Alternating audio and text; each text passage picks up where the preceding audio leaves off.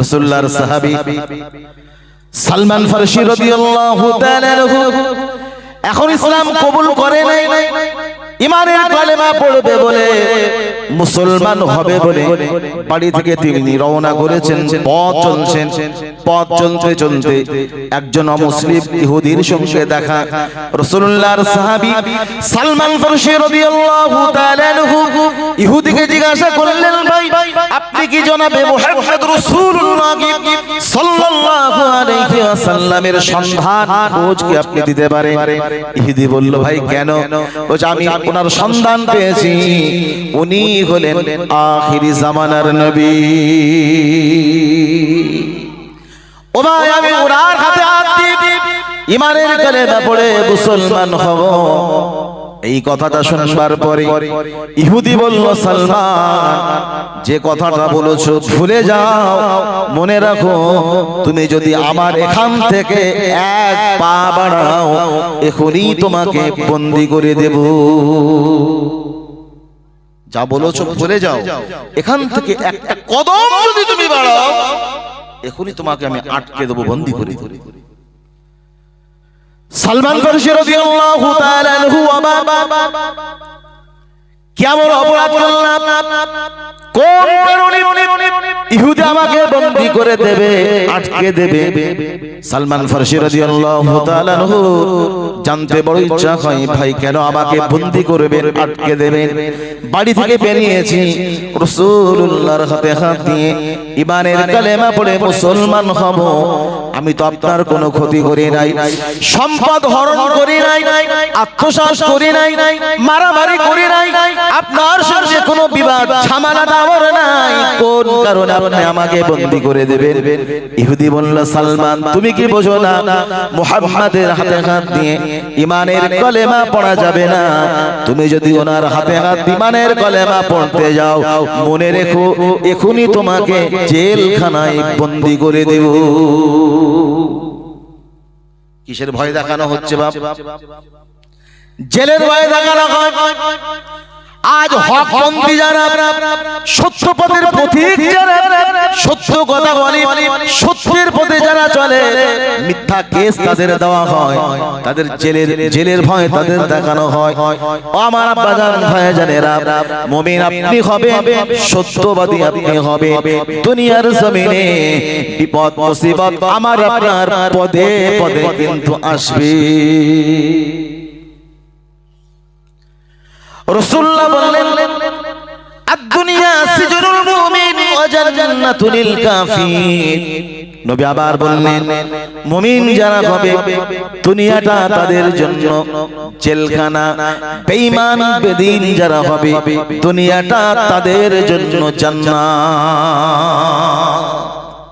মুমিন যারা হবে দুনিয়াতে তাদের কষ্ট হবে, কিন্তু বেঈমান বেদিন যারা, তাদের জন্য দুনিয়াটা জান্নাত, সুখের জায়গা। সমাজে তাকান, মুমিন যারা একবেলা ভালো খেতে পায়, একবেলা পায় না, পরনে ভালো কাপড় পরতে পারে না, বিবির চাহিদা সময় মতো মেটাতে পারে না, সন্তানের চাহিদা, বিবির চাহিদা, পিতামাতার চাহিদা সময় মতো মুমিন মেটাতে পারে না। কেননা তার হালাল পন্থা ইনকাম, হারাম পন্থা ইনকাম করে না, আল্লাহর ভয় অন্তরে নিয়ে জীবন যাপন করে। অর্থাৎ মুমিন যে হবে দুনিয়ার জমিনে কষ্টদার হবে। যারা মুমিন যারা নন, আল্লাহর ভয় যাদের অন্তরে নাই, হারাম হালালের বাদ বিচার তাদের নাই, মুমিনের বাড়ি শুনে রাতে চাঁদ দেখা যায়, আর বেঈমান বেদিনের ঘরে শুনে 10 তলা বিল্ডিং এর ঘরে 20 তলা বিল্ডিং এর নিচেই শোয়, 1.5 লক্ষ 2 লক্ষ টাকার খাটে তারা শুয়ে পড়ে শয়ন করে। আমার আব্বা জান ভাইজানেরা, 10 তলা বিল্ডিং এর মালিক হতে পারে বেঈমান বেদিন যারা, 100 বিঘা জলকারের মালিক হতে পারে, 20টা গাড়ির মালিক হতে পারে, 2 লক্ষ টাকা দামের খাটে শয়ন করতে পারে। ওই 2 লক্ষ টাকা দামের খাটে শয়ন করে রাতে কিন্তু তার আরামের ঘুম আসে না। স্বামী স্ত্রী তাদের মিল নাই, স্বামী খাটে বিবি নিচে, বিবি খাটে স্বামী নিচে, স্বামী দোতলায় বিবি নিচের তলায়, বিবি দোতলায় তার স্বামী নিচের তলায়। কথা ঠিক না ভুল বাপ? মুমিন যারা নবী আবার বললেন দুনিয়াটা তাদের জন্য জান্নাত, দুনিয়াটা তাদের জন্য জেলখানা। বেঈমান বেদিন যারা হবে দুনিয়াটা তাদের জন্য সুখের জায়গা জান্নাত। আব্বাজান ভাইজানেরা, রাসূলুল্লাহর সাহাবী সালমান ফারসি রাদিয়াল্লাহু তাআলা আনহু এখন ইসলাম কবুল করে নাই। ইহুদিকে বলল, ভাই ইহুদি, আমি তোমার কোনো মাল সম্পদ কিছুই তো নষ্ট করি নাই ভাই, কোন কারণে আমাকে তুমি বন্দী করে দেবে? আমার মন চেয়েছে রাসূলুল্লাহর হাত দিয়ে ঈমানের কালেমা পড়ে আমি সালমান আবার জীবনটা ধন্য করে নেব। ইহুদি বলল, সালমান শুনে রাখো, আর নয়, যা বলছো এক কদম বাড়ালেই বন্দী করে দেব। সালমান ফারসি বলেছিল, ভাই ইহুদি, যত ভয় তুমি দেখাও না কেন, যত জেলের যত বন্দির ভয় আমাকে দেখানো না কেন, আমি সত্য পথ যেটা পেয়েছি, আলোর সন্ধান পেয়েছি, রাসূলুল্লাহর সন্ধান পেয়েছি, রাসূলুল্লাহ থেকে একটা মুহূর্তের জন্য আমাকে তুমি হটিয়ে দিতে পারবে না। জোরে বলা যাবে না? রাসূলুল্লাহর সাহাবী চলে যেই না কদম বাড়িয়েছে, ইহুদি সঙ্গে সঙ্গে সালমান ফারসি রাদিয়াল্লাহু তাআলা আনহুকে বন্দী করে দিয়েছে, আটক করে দিয়েছে। আমার আব্বাজান ভাইজানেরা, শুধু আটক নয়, একটা বদ্ধ ঘরের ভিতরে আবদ্ধ করে দিয়েছে।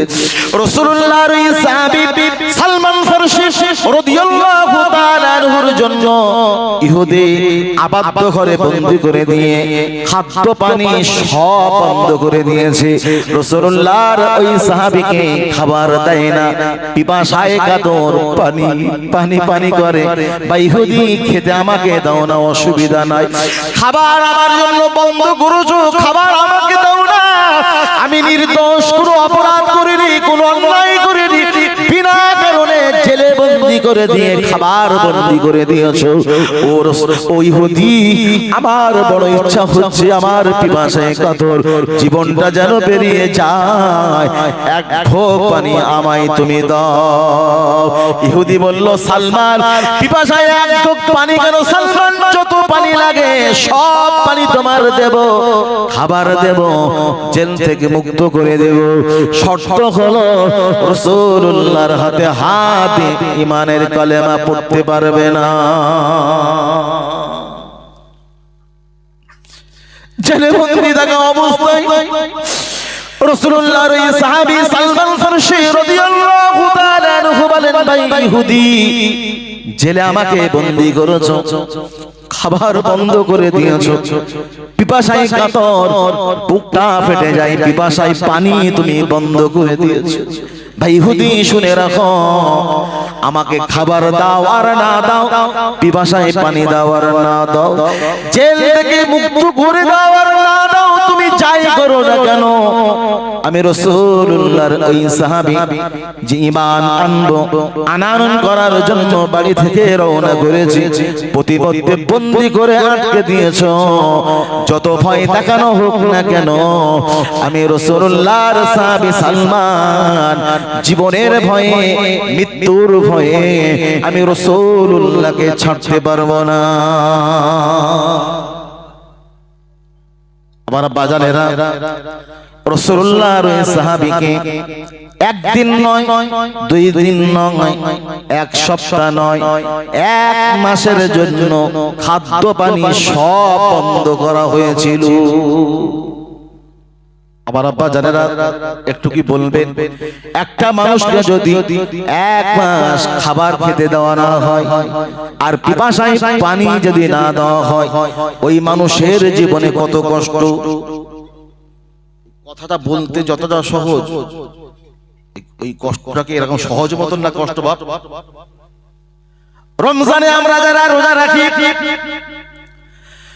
সকালে আমরা সেহরি করলাম, সকালের খাবারটা ভোরে খেয়ে নিলাম, আর দুপুরের খাবারটা শুধু খাওয়া হয়নি, সন্ধ্যায় আবার ইফতার হবে, একটা ওয়াক্ত শুধু কেবল ছেড়ে গিয়েছে, আজান হব ভাব আর সহ্য হয় না, মুয়াজ্জিন আজান দাও আর সহ্য হয় না, একটা ওয়াক্ত ছেড়ে যাওয়ার কারণে আমি আপনি সহ্য করতে পারি না। রমজানুল মুবারকে আমার আপনার কত কষ্ট হয়। সালমান ফারসি রাদিয়াল্লাহু তাআলা আনহু এক মাস খাদ্য পানি তার জন্য বন্ধ করা হয়েছে, তাহলে তার জীবনে কত কষ্ট।